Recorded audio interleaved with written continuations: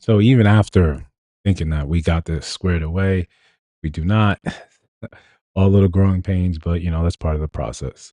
We've never really been shy about that part. But we're back, right? Amidst the YouTube algorithm reshuffle that I've been told that it's a normal thing. But as I haven't had a full year as a creator on YouTube, we are just sort of, we gotta roll with the punches. So, We'll we'll do it live. Okay. We'll do it live. Fuck it. Do it live. I'll write it and we'll do it live. yeah. So right now we've experienced a lot of like creators across the board, especially small creators, experiencing like a 30, 45% drop in views just because the algorithm does what it wants, but it is YouTube's platform. So what are you supposed to do? In the meantime, we just show up and do what we're supposed to do. Simple, right? That's the only thing you can do in a time like this. Um, One of the biggest reminders of when I started this is that sometimes effort isn't directly rewarded the way we would hope it is. You could put an effort, you could put an extra effort, you could put in more effort. That doesn't necessarily turn around and mean you're going to see a commensurate drop. But that's where discipline comes in. That's why we keep going. That's why we keep it going and we just see what we can see. And before you know it, things will change and things will change and then we'll just adapt.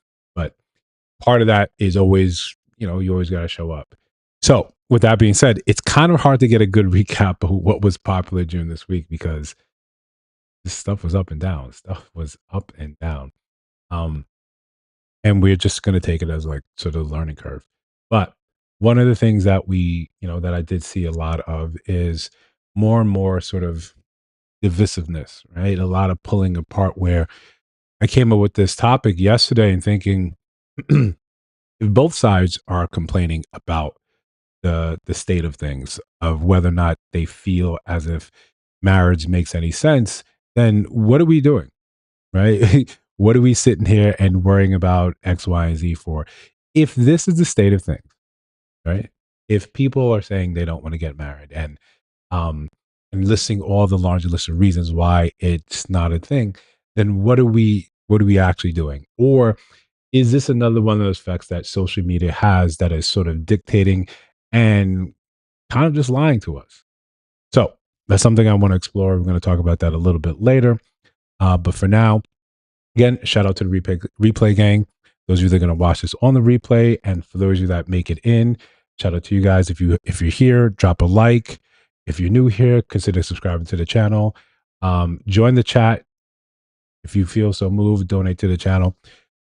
We're trying to do, as we said before, and I think for the last 5 weeks, we've had just weekly shows and we've sort of had to modulate the days depending on my own schedule. But we should be getting a lot more consistent. We're trying to find the best day of the week to make this happen.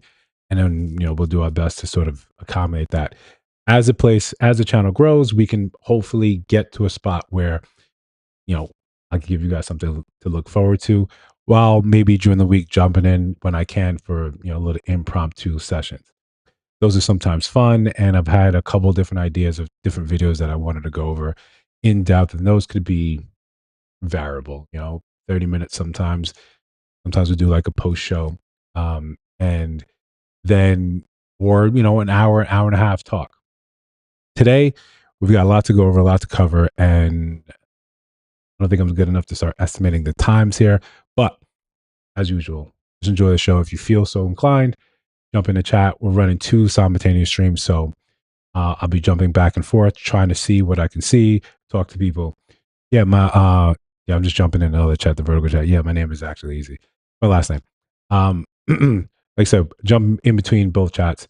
But here we're going to continue with the show. If you're new, subscribe to the channel, hit that like button, just so we can at least tell the algorithm, oh, we're still here, we're still around.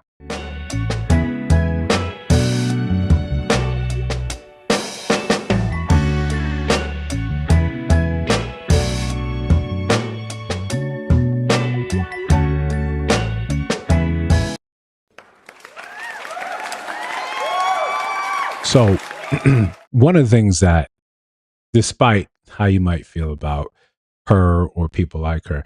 You can always appreciate someone that's always true to who they are, right? Even if the who they are is kind of a variable thing. And long before this channel became a thing, an idea, Brittany Renner was there, right? And most guys had at least one or two conversations about Brittany Renner.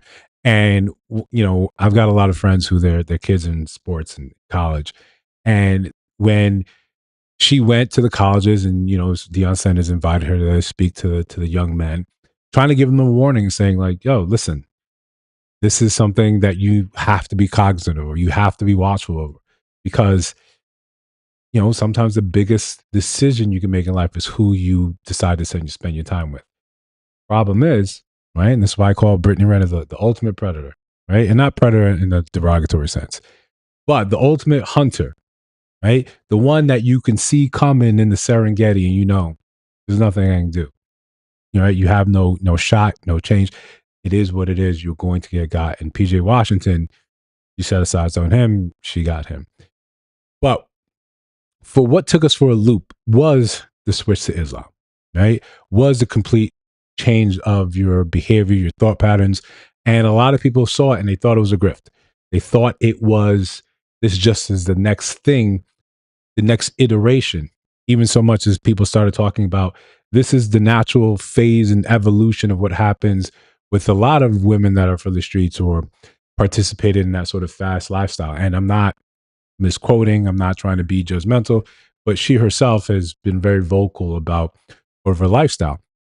And that part being that vocal, like that has continued till today. I love you too. So what did this move from LA to Atlanta bring up for you? He inquires what went into her decision to leave LA and move to Atlanta and move in with him. Now, he's expecting some type of lovey-dovey answer, but credit to Brittany Renner, she's a straight shooter, man. She's at least honest with this fool.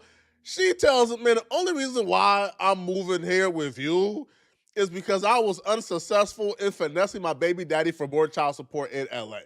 Right? I was drowning in LA. I couldn't get more child support no matter how much I tried with these lawyers. So now I'm moving to Atlanta. And he's sitting there and taking it like an absolute clown. I mean, like how deep do we want to go in this question? This is the part I say about, there's a hunter, right? You see it coming. It doesn't matter that she, again, was very vocal about it. She told you her truths, and then she, filmed it. She put it on Instagram. She put it on YouTube. You saw that she made the circuits, made the rounds, talking about her story. And while you can feel absolutely sympathetic and you can be entranced, like, this is a gorgeous woman, you have to understand that at a certain point in time, when you walk into the lion's den purposely, right? We're not going to go in and look for you. We're going to go and say, hey, we wish you the best. And in the best case scenario, we're going to say, I wish you the best. Again, credit to Brittany Renner. She's always kind of been forward about who she is and what she's gone through. Because I can pass it right now, but it's your feelings. I also feel like a big part of wanting to stay in California was the child support stuff. And, for me, if my child's father doesn't want to be around and all you're good for is money, well, then give me more of it. Give us more of it so at least we can have a good life since you're not going to be involved. So Brittany Renner, 33-year-old old ass, took her baby daddy to court and said with a straight face that $5,500 in child support a month is not enough. And she needs $35,000 a month for their 4-year-old son. What do a 4-year-old son need with $35,000 a month? I need $35,000 a month, right? Hello, I like money. I could use that sort of income, and this is one of the examples of when we see what has happened on social media. We see people's sort of divorces televised. We see how wild some of these payments get between the alimony, between the child support, and we never take the time in the strategy room, right, in the war room, to say, okay, if I engaged in this, what would the likelihood of my outcome be? Especially when PJ Washington signed multi-million dollar deals for his career. We all sort of bore witness to the other, video that she posted of, that fight where her mom was there when they were going back and forth when, he was trying to get the kid. So we see what that is. And when you were very clear, again, shout out to her, but listen, he doesn't want to be around. That video kind of said otherwise. But if you're not going to be around, just give us more money. At what point, right, and this is as men, and sometimes we got to be cruel to each other. At what point are you just saying, she's telling you exactly what it is? And you're going to, relocate to Atlanta, and we don't know. And I want to shout out to this creator because some of the stuff is just, I don't want to dig through. Right? I think it's important, love and money intersection, but sometimes you don't want to sort of rifle through some of this trash and just sort of look at this. So when someone else does it, shout out to them. But when someone is telling you, especially in our society today, especially in our culture, especially how we date, how we move, how we're very transactional, when someone is telling you, I'm here because I couldn't get more money over there. Hopefully I can do better here. Understand that that is the basis and foundation for your relationship. Whatever happens forward should be based on that. Where we end up in trouble, especially as men, is we'll take that foundation where it's, I led with my wallet, I led with this opportunity that I can give you a different life, a better life. And then I'm trying to now nudge love in there somewhere. I can get you to love me, but this person's being honest with you. You hope over time, maybe love can have a chance. It's the same thing when, and we've all been there, when we're younger, you get with someone, you say, well, what are you looking for? Are you looking to date? What are you looking to make happen? Oh no, I'm just trying to have fun. One of you wants to have fun. The other one wants a full blown relationship, but they'll stick things out there. They'll get their feelings hurt in the interim because they're hoping I can change your mind. I can convince you that you should love me over time. But when people are honest and people are telling you who they are, we should get in the habit of just strictly believing them. $5,500 a month. You telling me you can't get a nice place in LA? And God forbid, you also make $5,000 a month, which is $60K a year. You telling me with 1 million followers, you can't make $60K a year? So if you add up your $5,500, and God forbid you do your half as well and bring $5,000, that's about 10 bands a month, and $5,500 of that is untaxed. So you mean to tell me that you can't provide for a 4-year-old on $120,000 a year? But she was living out of her means, and she tried to finesse the dude for that child support. God is a mighty God, because one of the reasons why Brittany Renner wanted the child support increase is because she was jealous of what PJ Washington was doing for his new girlfriend. Like when he came to pick up his son, she was screaming about how PJ Washington was buying his new girlfriend a $170,000 car. So that new girlfriend actually, I believe, turned out to be his wife. And more importantly, there's another clip here where she's, we know she did a shift to Islam, and then that dropped when Kevin Gates dropped. Then you see her like now it's Christianity. Now she's praying with the dude. So a lot of people are looking and they're already upset about the switch up. That's for you to decide. We don't want to say that someone is beyond sort of, I don't call it redemption, but you can switch.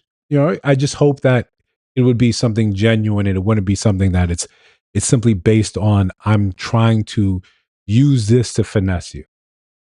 We saw the reveal, we saw the change, we saw what happened after the Kevin Gates. We saw the removal of the hijab and the going back into posting the same things that we first fell in love with Brittany Renner for. So is this a grift? A lot of us are probably thinking, yeah, this is just the normal sort of play-by-play grift. It is what it is, and just this is why someone is the ultimate predator, and the rest of us are just kind of, waiting and see in the wings. How does this one turn out? But our society today, we have a very, very high proclivity just to look at things transactionally, just to look at potential. just to look at and saying, and we know we're talking about men here. We see where women say they don't want to date a project. They want a man that's fully formed, that has all his assets already there. He's run the race. He's who he is. They don't want to mother him. They don't want to build together. They don't want to suffer. They want what they want. That's fair. But I think there's a lot of caveat that comes with that. There's a lot of nuance that is rarely discussed, really talked about, and things that become problematic with that. Just like Brittany Renner, you want a man that's already fully formed. You didn't support him in the growth era. You want what he has now.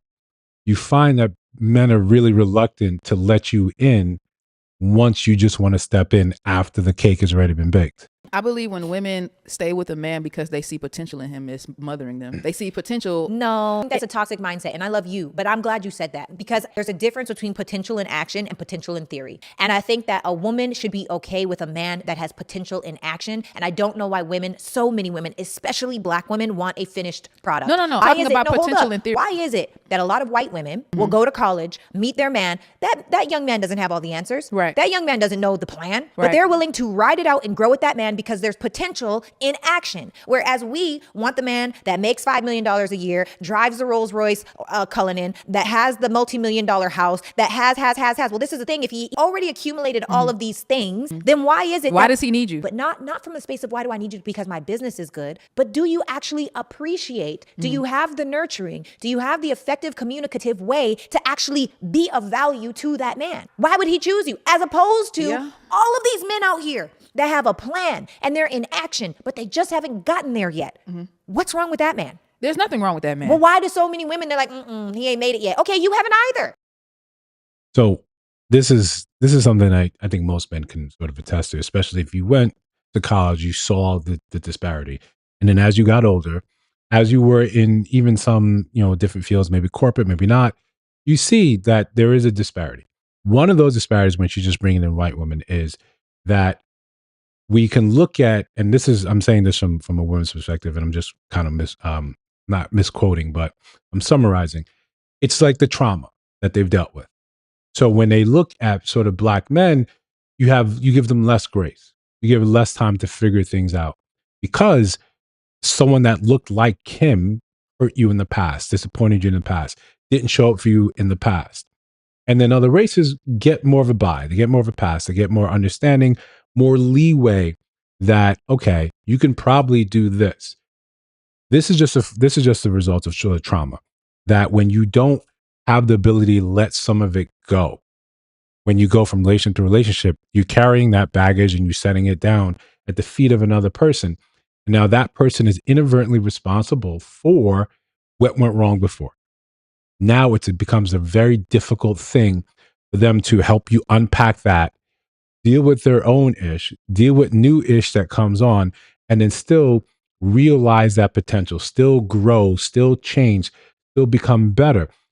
They're very incongruous. You can't run these meta races at the same time. If you want a man that is finished, that has done all the work, that has made it to the end of the road, then you also have to deal with the very real fact that he doesn't really need you. All those little things that you sometimes say, this is what we're supposed to do as men, as women, or specifically as women, he's got it done. He's got it taken care of. Doesn't need the extra assistance. He's made all that stuff happen already. So if you need someone that's coming in and you're saying cooking and cleaning, all right, cool, he can do that. Right? Cooking is not such a foreign concept, a foreign idea. It's like, yo, you'll never be able to do this ever. No, you can take care of it. Right? Like it's just as simple as practice. Some men don't feel like they want to do that. Cool. The longer you're alone, the longer I need to get better at this. Especially when we're focusing on men that have gone from, A to B, when they've made something of themselves, they have a lot of these skills. They don't tend to be messy. They don't tend to come home to a complete mess because that's a reflective of their inner world, their inner mind. You like to come and you like to be regimented. You like to have these things as they are. You're disciplined, right? Those men tend to be in better shape. So now when you come waiting at the finish line, and it's not as if, keeping it with the Black community, it's not as if we often just kind of wait there pure and chaste. You've enjoyed your life. You've made your own mistakes. You've dealt with your own consequences. And here you come expecting him to say, yeah, okay, this is exactly what I'm looking for. We have to understand that the later you wait for the race to be over, the more you have to be satisfied with whatever the results are. If he chooses you, he doesn't choose you. And you don't really get another shot at it. You don't really get another shot at other sort of, you know, race qualifiers or race finishers. Just the same way as if when women have this long laundry list of things that a man is supposed to do, a man is supposed to be. So too do those men have a list of what they women are supposed to be. And when a man meets your long list, he probably meets the next woman's list and the next. When a man fails your list, he probably fails the next woman's list. The inverse is true. If you fail that man's list, that high value man, that man that you look and say, he's ran a perfect race. That's what I want. You fail his list, his choosing, his whatever criteria he uses, you probably fail the next ones. And the next one, and the next one, and the next one. I was looking online and they said something like only about 2 to 5% of people that are poor marry rich. This isn't like a Meghan Markle scenario where you're going to marry into royalty. This reality, we're all kind of like kept where we are to whom who we're around. That's sort of our dating pool. You don't really see a lot of, to quote Ghostbusters, streams that are crossing. That doesn't really happen. This is who we are. This is who we tend to be with. And kind of end of the story. And then the longer you are out here dating, the longer you are unhealed, the harder it is for you to be a catch for that next person, especially that man that took the time to make himself into something. It's just kind of how the game goes. And we don't televise this part of it, but it's something we really should. Something we really should pay more attention to. So when you're looking for that guy that can pay the bills, because that's you can't scroll on any one of those the social media platforms without hearing that conversation. And it becomes increasingly foolish when we see the state of the economy, we see how much stuff costs. It's exceedingly difficult for one spouse, right, man or woman, to be the sole breadwinner. And especially when we look at it for the vast majority of us. The vast majority of us, unlike social media, we don't make 6 figures, 7 figures a month. We don't make these ridiculous sums of money. We're regular people going through our lives doing regular things. But sometimes, if you want to be that guy, you got to stay at home wife. Something's got to give. At some point in time, you have to acknowledge you need money. I'll never get out of this debt. I guess I could try to work 80 hours a week instead of 70. It's not even about increasing your hours. We're just not making enough. But the expectancy of our relationship was that he would get into accounting. When I graduated college, I graduated with an accounting degree. I did accounting for maybe my first 3 to 6 months after college. Completely hated it.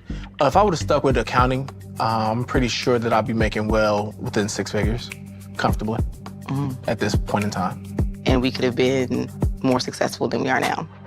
I wish it was just as simple as, hey, get out the truck, use your degree. But even when I was trying to get the first accounting job, it was always, you ain't got no experience. Do you have an issue with her going back to work? No, if that's something she wanted to do, I definitely support her doing it. It's really... What was that face for, Nina?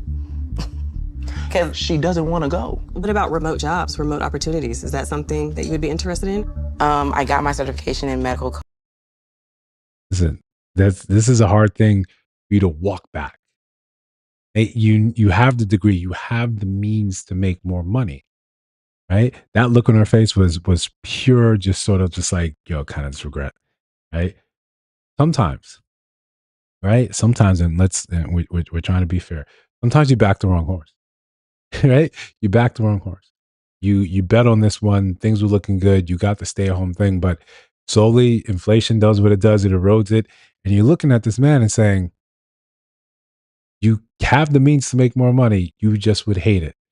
Now you have to have that uncomfortable conversation where you're like, yo,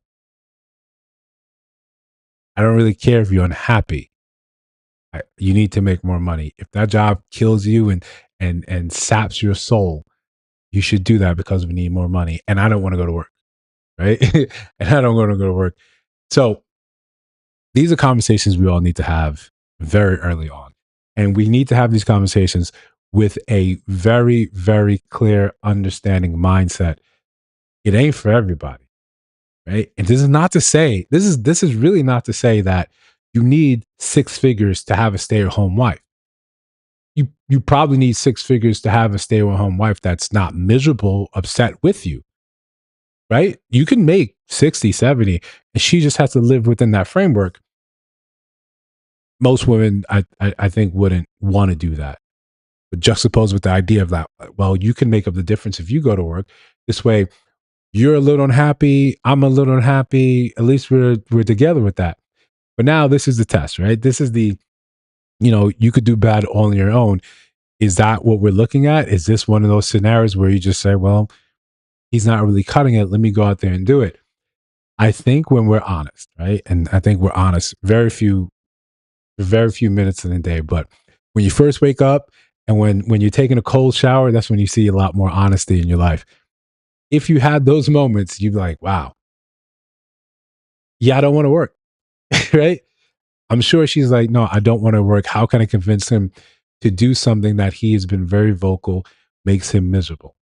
Now you got to test, right? Do you love him enough to say, well, I'll continue to struggle like this and become more and more increasingly less happy? Or do I kind of try to motivate him to go into accounting so I could be happy? These are questions I wish they really got into, but alas, it's more about massaging the sort of truth rather than having very real conversations. Right? Otherwise, someone be labeled to just crash out. I'm probably gonna see a specialist. I got road rage, been burning rubber so reckless. I'ma crash out. I got road rage, I've been burning rubber so reckless. I'ma crash out. I got road rage, I've been burning rubber so reckless. I'ma crash out. I got road rage, I've been burning rubber so reckless. I'ma crash out. Got 100K on my. We'll do it live. Okay. We'll do it live. Fuck it. Do All right, it so live. listen. I'll write it and we'll do it live. Probably one of my favorite sections is crashing out, right? Because it's not me, right? It's like a train wreck that you're sort of watching. It's not me, so you feel better about it while it's happening, while that slow, inevitable sort of push to the end. It's not me. But this one, we've got the last one. I just need you, if you have popcorn, if you got wine, get that ready. We'll go through the first 2, and then we're going to settle up for the last one. And I found this, I think, a couple days ago, and I said, we got to talk about this. Give me my phone. Do it again, Give me my Jenna. phone. I swear to God. Give me my phone. Stop hitting me. You need to talk to me. Give me my phone. Do you care about a relationship? No, give me my phone. You Give don't- me my phone. I'm no. gonna call my mom. Give me my phone. I'm gonna call my No. mom. You need to talk Give to me me. my phone. You need to talk to me. Give me my phone. Give me my fucking No. phone. You Give need me to my talk phone. to me. Stop. Give me my phone. Give it to me. Stop. Give me my shit. We need Do you to pay for talk. that? Do you pay for it? Yes. No, bitch. you don't. Give me my phone. Give me it. You just hit me in my face, Give me Jenna. my phone and show it to the You cops. just fucking hit me in nigga. my face. What you just call me? Y'all missed that? We'll take it back just a couple of it. Pay attention to that. Put the volume up. Face, Give me my Jenna. phone and show it to the You cops. just fucking hit me nigga. in my face. You didn't catch that. Hey, what you just call me? Get out. We're done. We're broke. We're broken up. We're done. I knew you were racist. Get out then. So listen, that's rough, right? That's rough. Now you have real questions that you need to ask yourself. You got real questions. I'm trying to sit here and yeah, Marissa. Yeah. She went there, right? Hard, everything. And then you're like, I don't know what you're more shocked at. That she hit you or she called you that word. I don't think you're shocked by the word because the next thing you said so softly, like, I knew you were racist. Listen, sometimes when you, yeah, Dr. Umar, yeah, he all his faults. He told you, right? Told you. and repeatedly you guys go in there looking for it. But listen, I'm not saying this is what happens in interracial relationships, but sometimes people are fetishes for other people. Sometimes, I think in this case, we're trying to give someone the benefit of the doubt here, right? We're trying to give someone the better. Give them a second, right? Give them a second. Trying to give someone the benefit of the doubt. If I were there, and I would, if I saw this and I was friend, I would, just be like, no, brother, we can't. What's that? Right? We can't do this, right? We can't understand. What's this that, isn't brother? okay. And you filmed it, and kudos to you for your restraint. Right? Kudos to you for restraint. But is this an episode of where a woman is so hurt that she's trying to do whatever she can to hurt you? I'm going to say the most vile, disgusting thing I can think of in order to hurt you. And just, bear with me for a second. I don't think that's it, because when he's saying, I knew you were racist, right? That indicates to me like, yo, there were signs, right? There were signs before. There were signs before. But you stayed in here and you were even sitting here, still trying to be nice, still trying to talk, still trying to act like this is okay. You took her phone and you're saying you paid for it. Cool. You caught her cheating. Cool. Listen, leave before it gets any worse, because the way she started crying at the end, this is no disrespect to anyone. This is no disrespect to anyone, any race, any gender. But the way we galvanize for white women's tears in this country, you're asking for it, staying in that situation right there. You were asking for it, right? However you feel, she called you that. She got her lick in. Accept it. Accept it. Take a hike. Take a walk. It is what it is. Talk it up to the game, right? I'm currently on my way home from a date. First date of 2026. And I have no problems posting this because he told me he doesn't have TikTok. And honestly, even if he did, I wouldn't give a fuck if he saw this. Because this man decided to psychoanalyze everything about me. Everything. He and I met in the wild. We met playing kickball. And we had a really great time. And I was like, oh my God, he's like kind of cute. Shout out to kickball. Shout out to kickball. I was really good at kickball, right? But, neither here nor there. But you met a man in the wild. Great. You don't want the dating apps, not where it's at. So now he's psychoanalyzing you. Is he in tune, or is you don't like what he was saying, or you don't like the truth of what he was saying? Well, let's find out. Having fun. So we decided to go on a date. So we did. And as the date's going on, we're having a lovely time. I'm having a great time. But then he starts getting a little drunker. And that's when the truth starts to really come out. Truth, right? This is, you're saying the truth, okay? And he was like psychoanalyzing me, and literally was like, I bet you're on anxiety meds. And I was like, yeah, I am. Like, how'd you come to that conclusion? He's like, you just give those vibes. He was like, you're clearly a very sheltered person. You're clearly somebody who thinks you know everything and like has seen the world, but you don't know anything. And then he just starts going on and on and on about all the things that he's decided about me. In 2 hours, he's decided all of this about me to make me feel bad about myself. I have no idea.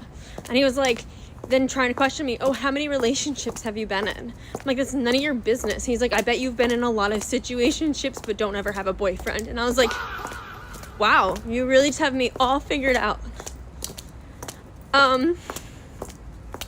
So we're starting the year off really strong, and I wish I could like make this funny, but at this point, like it's not funny. It's just mean. It's just mean.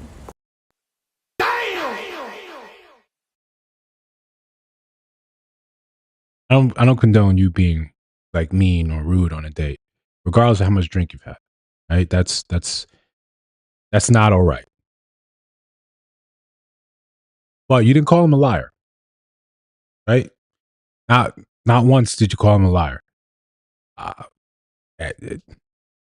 Maybe he's just incredibly rude and perceptive.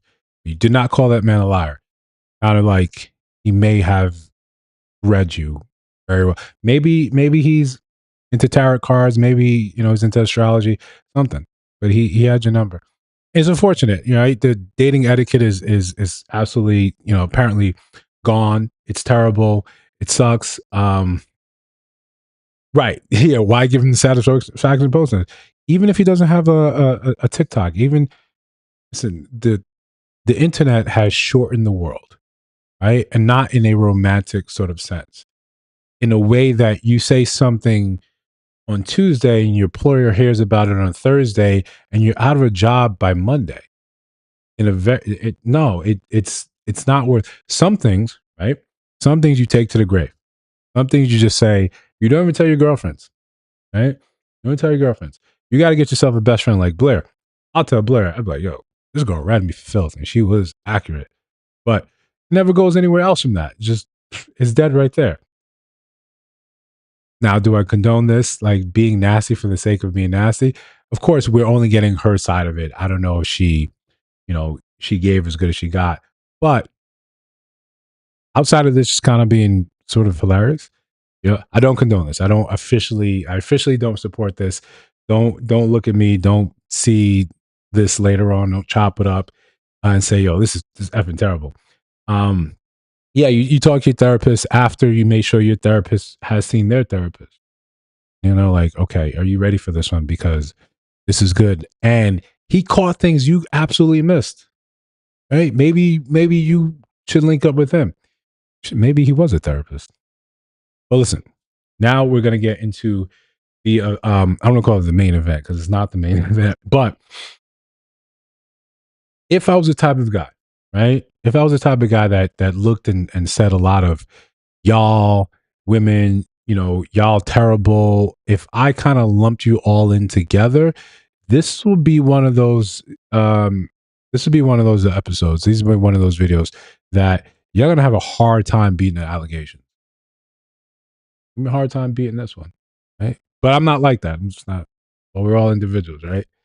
But and again, I want to start with this disclaimer. I think this is important. This is important. First, stop it.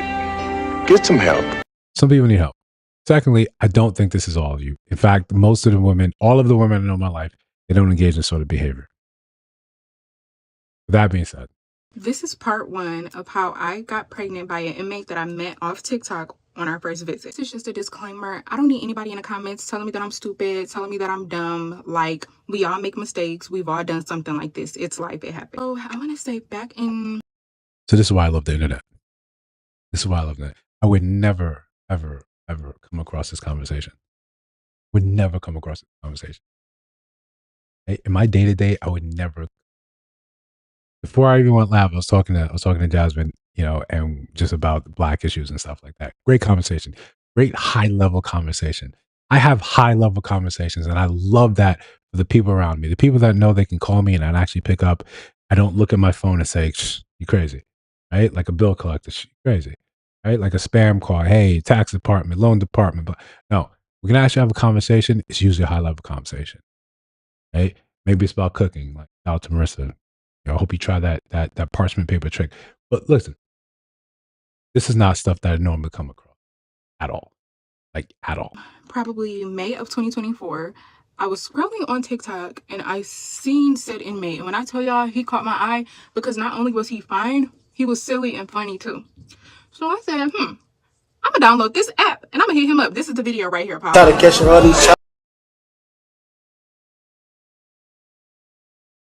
What about that? Who? What about that was like, yo, he's so fine. To y'all a little bit, right? To y'all a little bit. Is this where the bar is? Right? When you're talking about, you complain about men, is that the bar? Inmate in jail. And is jail even like a problematic place to be if you've got so much access to tech? Right?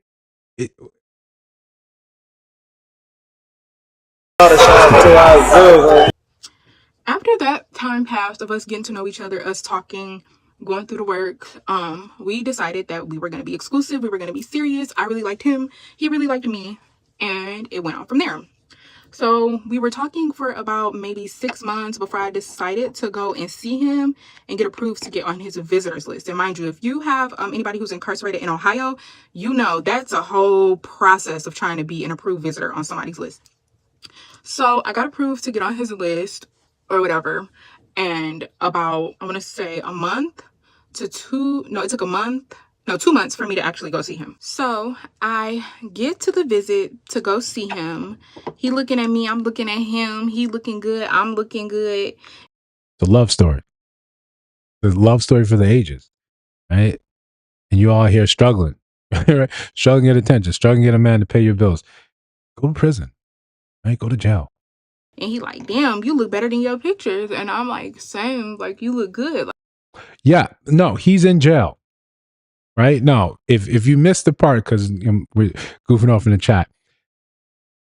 If you missed the part, she met him online, saw his video, downloaded an app so you can talk to inmates. You get the A number. You can go back and forth. I know this through research. Don't think this is what I'm doing, right? I'm not a mug shouties. Then got on his approved list, went to see him, right? So we're all caught up, right? We're all caught up. This is a 5-part thing, right? This is part 2. Like you look better than the video visits and the pictures that we had exchanged and seen of each other online. So we hug each other. When you're inside of the room, this is the inmates right here, and then these are the people who are walking in to come for the visit. So you have to line up, and then the inmates are lined up. So we're facing each other like this. So we get to walk in, give each other a hug, kiss, whatever. Then we go sit down at the table. If you order food, you get your food. If you want to take pictures, you can take pictures. If you want to go to the vending machine, you can go to the vending machine. You ordered. So listen, maybe when I grew up, I was growing up, the first idea I had about prison and jail, right? And this is, I'm showing my age, right? This was from Oz, right? The series. I don't know what, I just remember watching that. And it was like, damn, it's terrible. It's absolutely terrible. Out of BC, like Stabler, but that wasn't his name back then. But that's what I said. That sounds terrible. The Boondocks didn't help, right? You know, with the date with the bootings. This all this doesn't help. But apparently you can order food, vending machines, conjugal visits on the first try. Not conjugal visits, but you all like kissing and touching already. I thought it was supposed to be punitive. This doesn't sound punitive, right? Especially if you don't have to worry about rent, you don't have to worry about your meals. Yeah, sure, you got to maybe worry about the other stuff, right? The other stuff. But so far, doesn't sound bad, right? So we're all caught up. She came to see him. She's memorized by him. Ooh, ooh, woo, woo, woo. He looks great. He looks fantastic. He's with it. But the whole thing is, if you and the inmate aren't taking pictures, they have to stay seated that whole entire time, right? So we're in there, we're sitting down, playing our game, eating our food, just really enjoying each other's company and really just getting to know each other in the physical. When I tell y'all the craziest thing happened, like it was so insane. It was so fast. It was so quick. I still can't believe this to this day. I still can't believe that I'm in this situation, but hey, God give me lemons and I make lemonade all the time. But a super big fight between, I want to say, an inmate and a family broke out, and all of the COs and security had ran over there, and they were all focused on that situation trying to break the fight up. So, you know, me being me, I was like, I'm about to go in the bathroom. He like, shit, I'm about to follow you in there. And I'm like, what's up? What you trying to do? He said, what you trying to do? Hurry up and go before they see us. So I go in the bathroom, y'all. We're in there for maybe a good 15 minutes because we were scared to come out, y'all. I kid you not. So be in the bathroom. I pull my pants down. He munching. When I say munching, I mean certified eater on my mama. So we do what we do or whatever. And I'm like, where did you come at? And he was like, well, what you mean? I'm like, where did you come at? He was like, in you. I had almost passed out. I was like, why didn't you pull out? He was like, what you mean? I thought you said you wanted to marry me. I thought you wanted to be with me. I'm like, yeah, but that didn't mean leave it in. So here we are, me being 2 months pregnant. I find out the gender in, I want to say 6 more weeks. And yeah, that's how it started. We're supposed to say. what are you supposed to say? Right? First of all, I think to be fair, right? Right, before this, right? If you're just checking out the channel, subscribe. We try to have a little fun, in here. I know it's mainly the same people, but if you do come across this, whenever you do, hit the like button.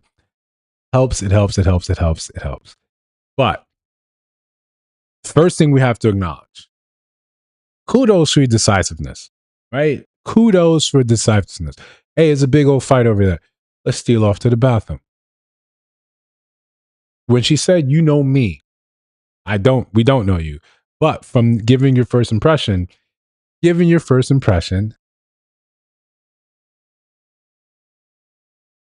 interesting, right? Interesting. And what what men have trouble understanding is you can't get any guys outside. None. No one's interested, right? Like no one's out there saying, "Hey, listen, you look great. I want to talk to you." Nothing. Out. This is not possible whatsoever. And everybody's asking me like, well, how is he going to support you and the baby while he's incarcerated? I don't know. All I know is that I have my Cash App in my bio. I have a GoFundMe linked in our bio as well. But how's he going to support you while he's in jail? What do you mean you don't know? The answer is he can't. The answer is he can't. Right? We can go into how the whole prison industrial complex, right? How it pays you absolute below minimum wage in the labor that you do give, because they like to use that labor and say it's part of the process of housing and keeping and feeding you. So if you make money, it's $1 an hour, maybe less than that. Then there's a commissary, there's other things that you need to pay for. But to keep you intentionally, indigent, destitute, he's not supporting you. This isn't I don't know. This is a hard no from over here. A hard no. Right? There's a hard no. It's not happening. Right? Who said she doesn't have guys outside? She's just not making a TikTok about guys outside. Right? And the guys outside, she doesn't seem like she's unsure of who got her pregnant. This one. This guy did it.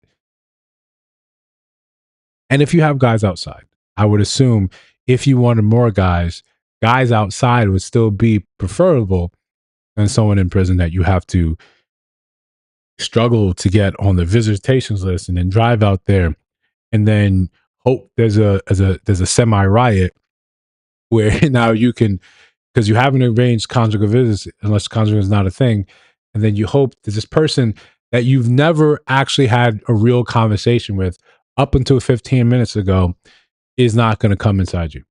I don't know how he's going to support us. Like, I don't know. And then not only am I pregnant with one child, I'm pregnant with two. I'm having twins. So everybody is like, get an abortion. And I don't believe in abortions. And then the craziest part about this all is that he still has 15 years left on his sentence. So I'm just going to have twins, 15. Come on now. Right? Did anyone see that in the cards?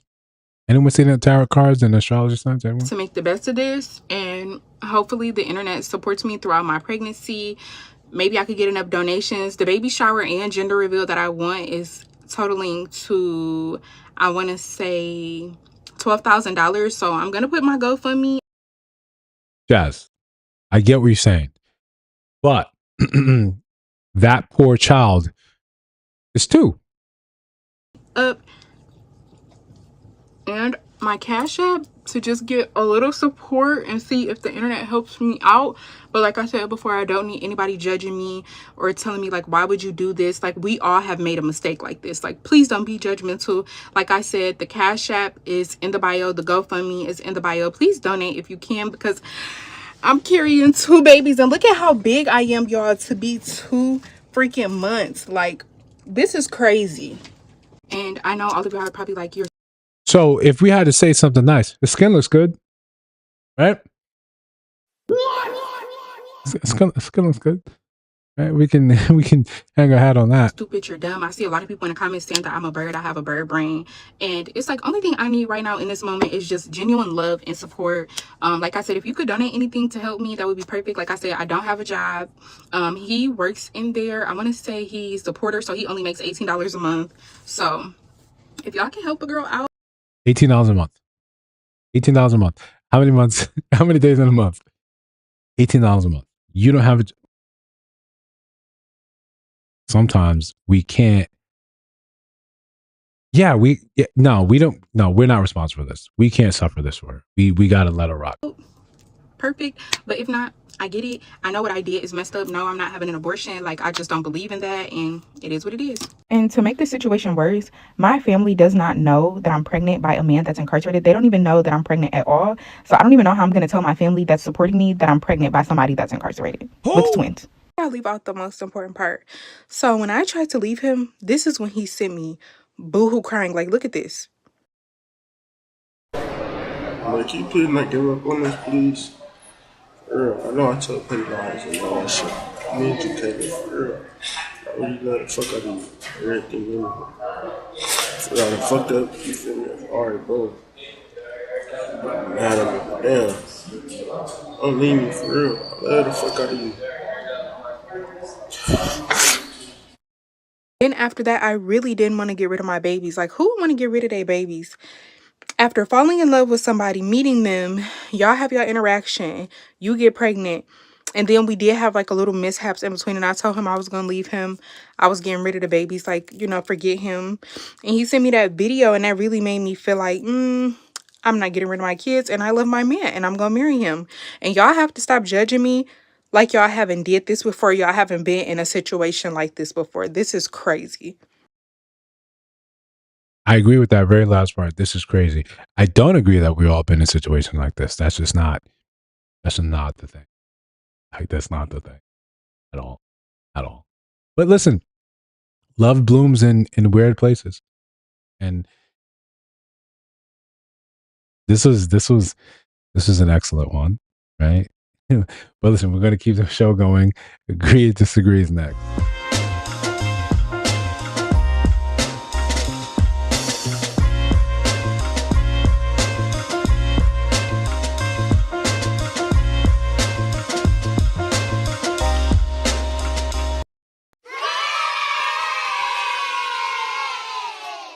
All right, so we try to have agree or disagree sort of flow into the main topic, right? Sometimes it does, sometimes it doesn't. But when we're talking about whether or not people still desire, getting married, and let's just focus on the social media side of things for a little bit, for a hot second, right? Just again, set down your wine for a little bit, set down the popcorn. I know that last one was a little bit much, but also if you're new, subscribe to the channel, hit that like button, consider donating to the channel. But so what we see a lot of is, I come across, and like I was talking to Jasmine earlier, sometimes you got to take a step back. Sometimes you have to take a step back from the internet because you end up swimming in this toxicity, this misogyny, misandry, depending where you look. And also a big thing, we've got different internets. We've got different algorithms putting up real roadblocks into our stuff. I rarely see content that women are talking where women are actually showing here's bad behavior from men. I know it exists, right? I have to go swimming, I have to go looking for it. But what I'm showed is a certain type of content. That's why I'm always a big proponent of, if you have a video you want me to react to, please send it to me. Emails in the description. Send it, because the algorithm does a very phenomenal job at keeping a lot of stuff, disparate. But right now, one thing that we see a lot of, you run across the room. Yeah, I don't blame you. Ross, I don't blame you. That was rough. But listen, what we see a lot of is just straight up misandry, right? And we can color it. We could take a couple steps away from it, but that's what a lot of what we see online actually turns out to be. How the hell are y'all still fucking with men? I'm just curious. I mean, every other story on TikTok is about some woman and a goddamn man, and I'm just like, do we not have pattern recognition? There are devils They're energy vampires. They're losers. They're chromosome deficient. That one hurt, right? That one hurt, really. I don't think anything's wrong with my chromosome, but um, that one wasn't nice. I mean, what else do y'all need me to say? They're disgusting. They're dirty. They don't wipe their ass. They're not even providers anymore. They don't even look good, ladies. Like, I mean, why are we still messing with men in 2026? Just, I'm curious. Why? Why are we doing this to ourselves? Why? Why? Thanks for letting me share. So listen, the fantastic thing is you don't have to deal with men. You don't. You can do whatever you want for the time being. This is still America. You can do whatever you want. You don't have to interact with men.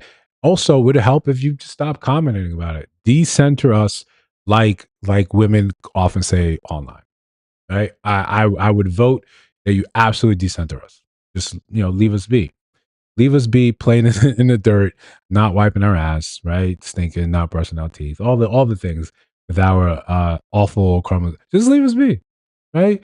Especially when a lot of those men are just kind of happy being left alone.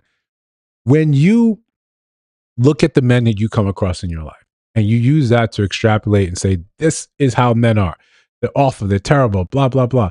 You're being disingenuous if you have a modicum. You don't need a whole lot of IQ. You don't have to score tremendously high. You don't have to be 2 standard deviations away from the mean. You can actually be at the mean to understand that your lived experience with the people around you does not actually make up most men. If you can't grasp that, then yeah, maybe just decenter men. Okay? One thing that I always love, this is always running in the back of my head. Whenever you're complaining about men in this sort of way, no one cares, right? You're not moving the needle by saying, leave men alone or I'm done dating. No, the dating market is this huge, big apparatus that is too big to fail that will be bailed out by the government if need be. Your participation in it is voluntary, is not mandatory. We're not there yet as a society where they're going to start forcing you to have babies or start making their own babies to deal with the replacement rate. We're not there yet. So your participation is not needed. If you don't want to do it, you're so terrible, then please bow out gracefully. That's the best we all can do rather than, well, continue to piss, in the pool that we're so, inadvertently taking sips of.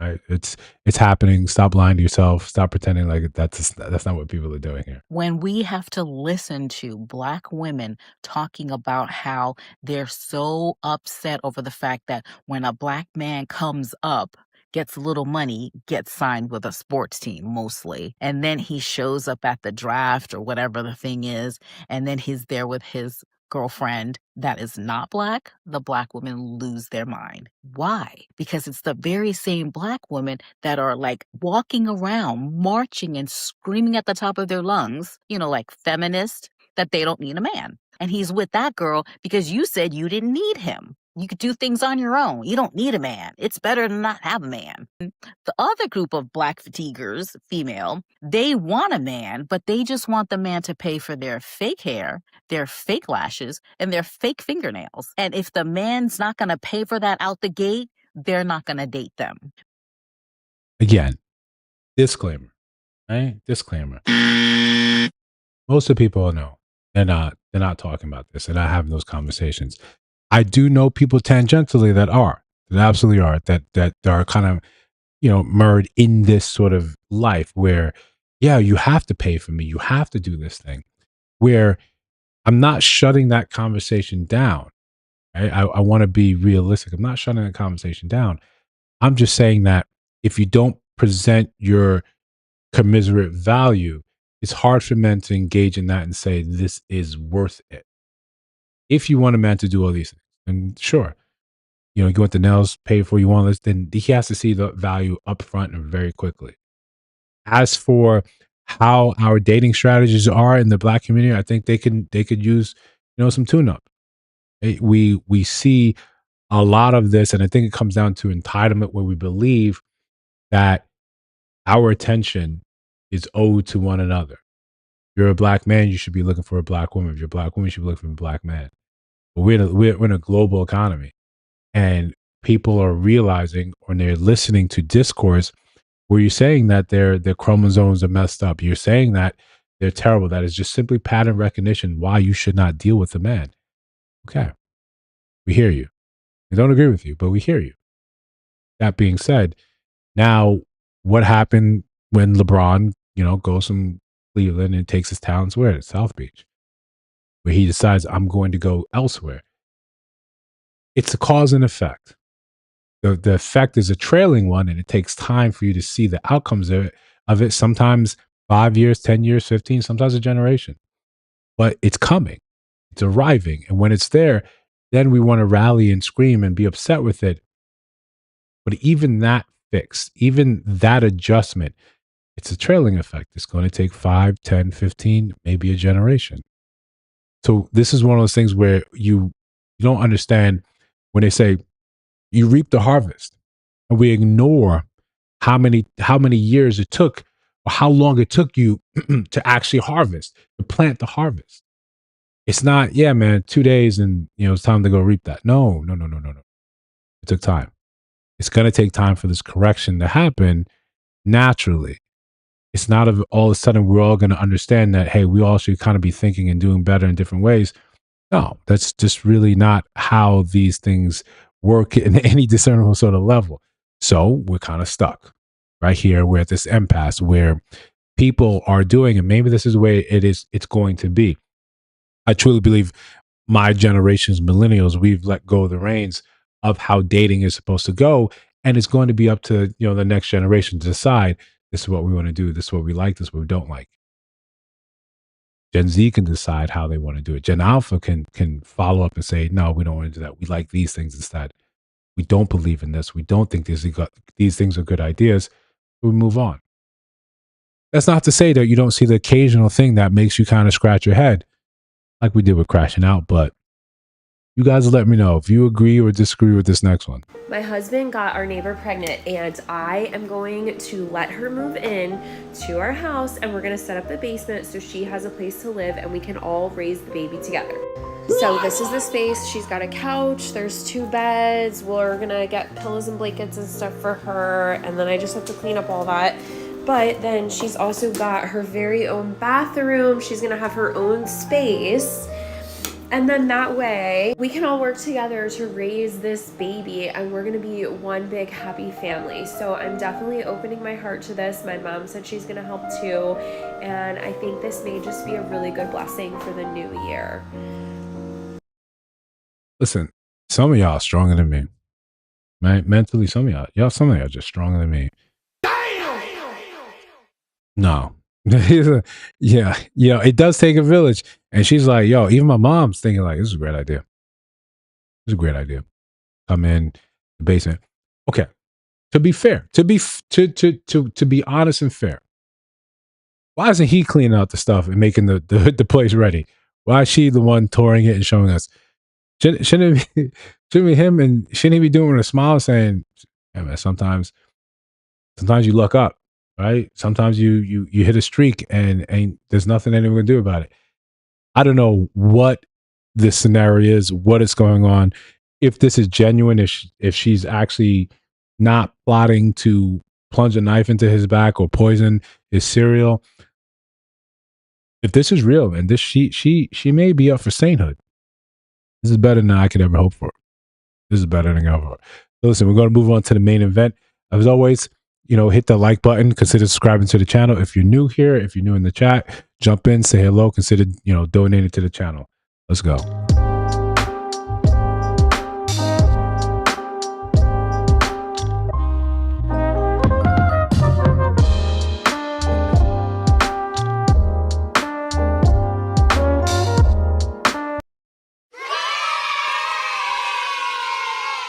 All right. We're here for the main event, right? And usually it's me talking. So we'll do a little bit of that, but then I'll back up some of the stuff that I got to say. So when we are looking at the idea that do people even want to get married? Do people want to get married today? Is it a dying institution? And the data says, yeah, it's happening less and less. The idea or the desire for it, when we're looking at Gen Z, Gen Alpha, Gen Z particularly saying, yeah, there's not a lot of incentive. Or there was a study done, and they looked at young women and said, well, why don't you want to get married, or why is that a decreasing sort of priority? They cited the lack of romantic movies as the reasoning behind it. So when sometimes, and as silly as that sounds, sometimes we also talk about how Disney sort of polluted our minds and gave us a distorted idea of the happily ever after. So in effect, there might be some real, some realism to that, some truism, where you're thinking that because it's not constantly reinforced by mainstream media, by Hollywood, it's not constantly reinforced. I don't believe that it can work. I don't see enough examples where it's working well, or it's working positively. So it stops being an important thing. It stops being in the forefront. Now, of course, there is the other corollary where the fact is you're talking to people that are very young. And over time, what you desire today may not be what you desire in 5 months, a year, 5 years. We understand from the litany of interviews that they constantly do, we understand that when they describe what they want, right? He's got to be, he's got to be the world's first trillionaire. He's got to already discover a new, a new element like Iron Man. In fact, he should be Iron Man. He should be all the things. We understand that a lot of this isn't rooted in reality, it's delusion, and it doesn't even seem to matter when you try to convince someone otherwise of what it should be, right? You are left with this sort of conundrum. How do you get someone with the right mindset? How do you change the group think of an entire generation? Outside of, they told you the answer: movies, the media, the music. But when you open your ears and your eyes, you see that we're trending away from that.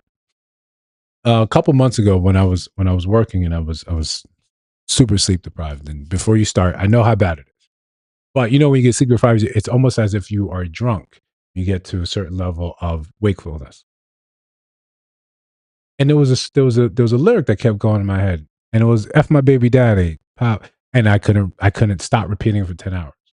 That's how pervasive the music is. I've never listened to the actual song, but that gets stuck in your head. The baby daddy culture, that idea becomes prevalent. Yesterday, I had a Spanish lesson, and talking to my tutor. She's Colombian, but now she's in Spain. So I'm giving her a recap of the last 8 months, everything that's happened. It's the last time we actually had a session. And I'm trying to explain some concepts, and then I've got to say something like, it's like, like baby daddies. She's like, I don't know what that is. And I was excited for her. I was like, you don't know what that is. You don't have an idea what that is. I was like, that's fantastic. But then, I had to unfortunately teach her. I had to tell her what it is. Right? And you have to understand when this comes down to it's like a Western culture sort of philosophy, a Western culture sort of idea. Now that idea, if we're looking at social media, becomes so divisive where it's like, I don't see the point in us actually even approaching the idea of marriage any longer. Why would someone want to do these things when all we're being reminded of is the ills of it, how it doesn't work out? We televise the divorce, we televise the divorce proceedings, we televise he's got to pay her $35,000 a month for child support, right? Tyrese and Samantha Lee flooded the internet, and I'll never forgive Samantha Lee for now then jumping on the other side of it and trying to give men advice and be an advocate for men on a social media while putting Tyrese through the ringer. Now, don't get me wrong, we got some fantastic memes out of it. Right? We got some phenomenal memes out of it. But in the end, it's like, what are we doing? How much do we actually care about what we're saying versus I'm trying to get the bag. Men are thoroughly convinced that this is a business arrangement rather than this is for love. And when men are looking at it, they're just looking at the data. They're looking at the same things that are televised. When you got kids into the situation, and then you suddenly go from waking up to your kids, putting them to sleep, and then now you're a weekend dad, or every other weekend, maybe you get summers. It's a hard thing for men to say and recommend to other men. Then on women, women are saying, yo, for the first time in ever, since 1975, when women couldn't even have a credit card back then, now we can. Now we can do all these things for ourselves. And we're finding that our standards have been raised, and men don't meet them. So now they're saying, I don't see a point in you in getting married. What's the point in that? I don't want a man in my house. Having a boyfriend is embarrassing. The list goes on of reasons why men ain't ish.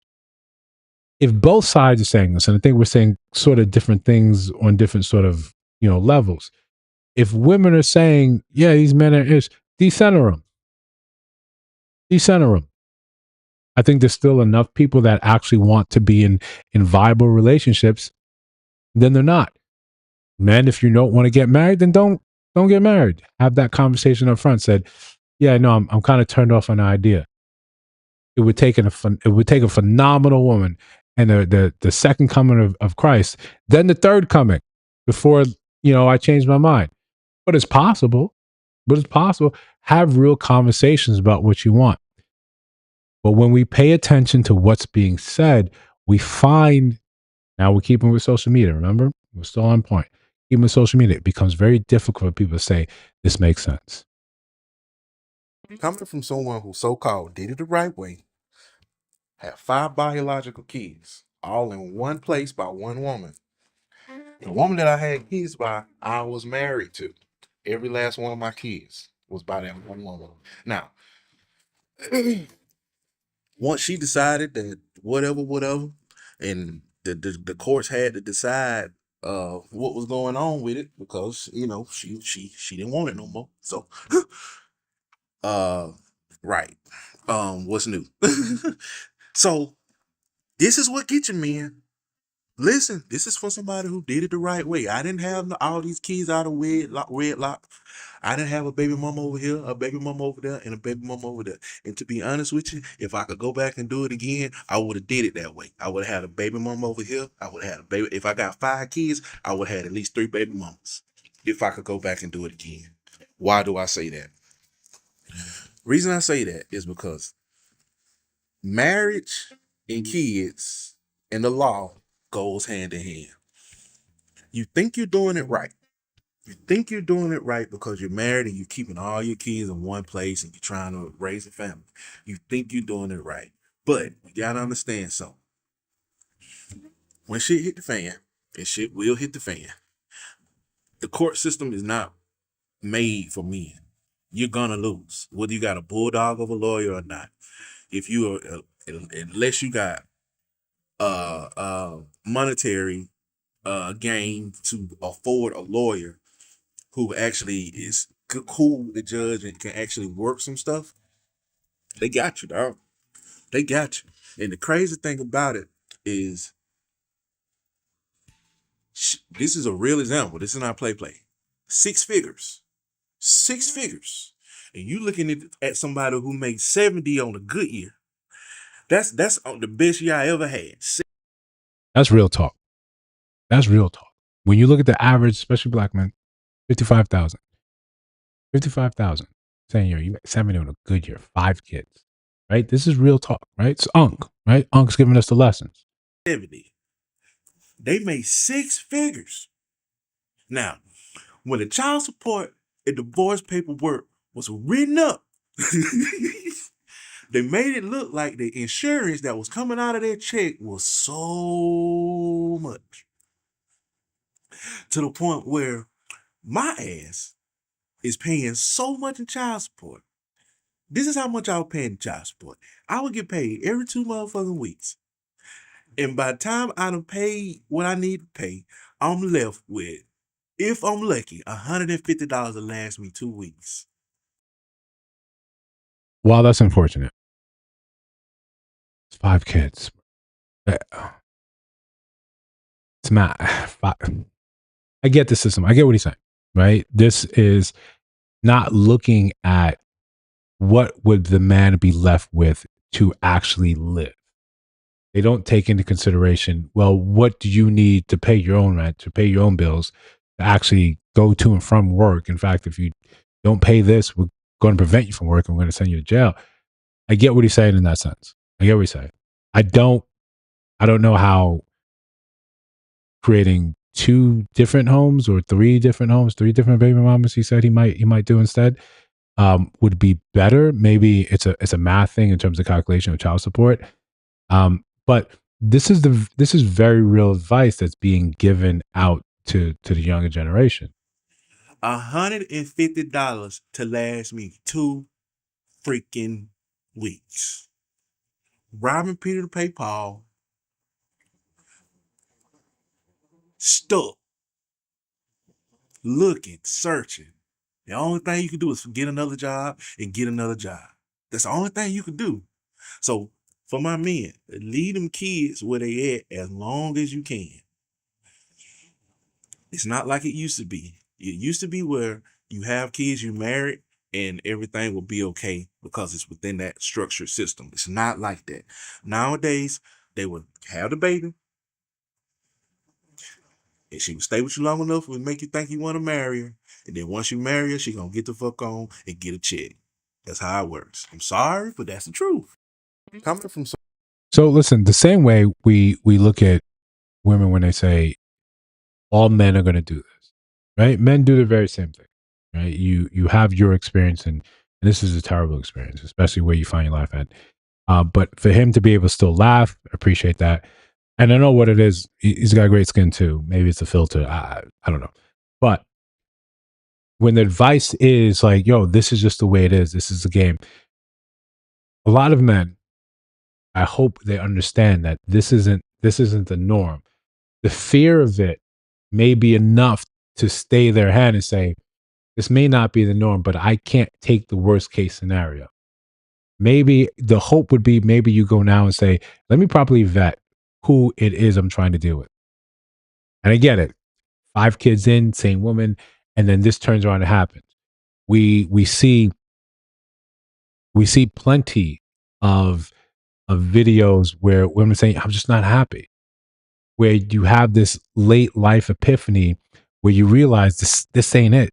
This ain't working, right? This isn't what I need, what's important to me. And I'm not going to sacrifice my happiness, my time on this planet, just so we can do this thing together. They're going to make that move. They're going to say, you can call it selfish, but that's not going to change the very real effects and outcomes of it. Doesn't matter if you agree with it, disagree with it. It's real. It happens. How do you prepare for that? Right? At a certain point, you really can't. If someone and you and them are agreeing, you're rocking out and you've done everything right. And again, I'm referencing some of these other videos where women have said, yeah, no, he was a great husband, a great father. I just wasn't happy. He wasn't my person. Yeah, men that see that, even the ones that know they're not great men, right? They see that and they say, damn, that could be me. I better guard my heart. I better protect myself. I better say, yo, I'm never getting married. We got one men on one side saying, hey, there's no reason for me to do this. There's absolutely no good reason for me to do this. But it's not like women are void of having the same sort of messaging. Women don't give a fuck about being married anymore. They have no interest in having a husband. They have dealt with enough men in their lifetime to say, I'm good. I don't want anything to do with this. I don't want no part of this. Y'all can have it. I choose peace. Women have got to a point in this world that they would rather not ever be married or not ever be near a fucking man again because they know that trauma, drama, bullshit, lies, excuses, and empty promises are attached to a man. They would rather live their lives in peace with their dogs and their cats and absolutely never have to deal with the bullshit a man brings to them. All the lies, all the bullshit, all the pain, all the sorrow, all the suffering They don't want to deal with it anymore. They would rather be alone. They want to come home. They want to kick their shoes off from a day of work or wherever the fuck they've been. And they want to kick their shoes off. They want to go in the kitchen. They want to pour themselves a glass of wine, have a cocktail, have a sparkling water. They want to go to their couch. They want to kick their feet up. They want to watch their favorite show. Or they want to sit there and read a motherfucking book in peace and sit with their cat and their dog and not have to hear anything that a man has to offer or has to say to her. Women don't give a fuck about being married anymore. I love you. Hope this helps some of you. I hope this helps. All right.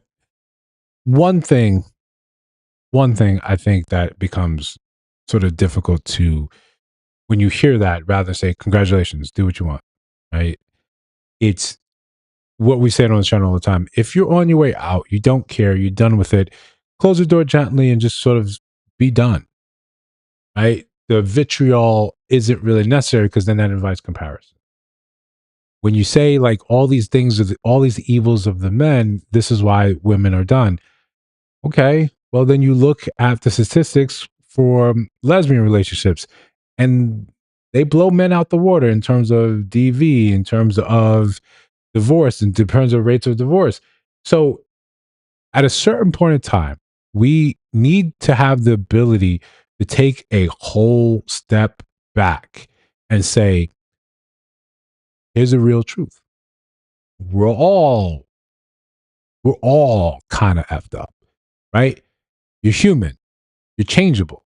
You decide later in life, right? The late life epiphany that, yeah, I don't want to do this. You need to be adult enough to say, I don't want to do this. I'm changing the script. I'm going against the vows that I once swore to. Let me take the L on my way out. You should be the least impacted as I decide this is what I want to do later on. On the other side, you decide, nah, listen, I think the grass is greener. In fact, I've been sampling it over there. Again, we should have in-laws saying, listen, just get out.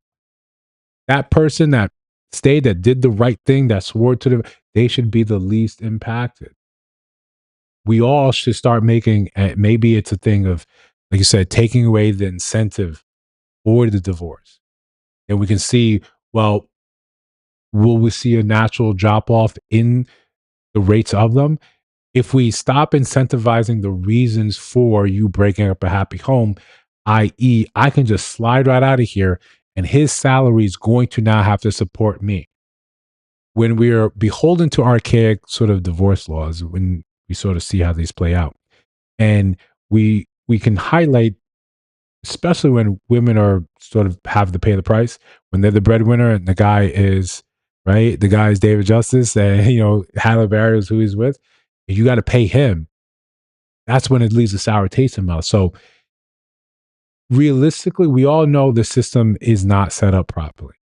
While we're under this old guise, this old rule system of how this is supposed to work, we're always going to find ourselves in the same position where at least half, right? At least half of us is saying, this isn't tenable. This isn't a situation that we can continue. This isn't something that's important. This is what we can't continue to do. We need to update our laws and rules for a changing society. For people that are deciding this is not what I want to do, this is how I want to live my life, and I am fair, and it is fair to me to simply change that as life goes on. I made the suddenly decide that I want to do something different. I want to do something more. I don't want to do this anymore. F them kids. Some people are fine saying that. And the law allows it. Society allows it. So until we start making a change, I think we're going to continue to see a decline. I think we're going to continue to see where people just say, yeah, man, this isn't worth it for me. This isn't something that makes sense for me. And I'm out.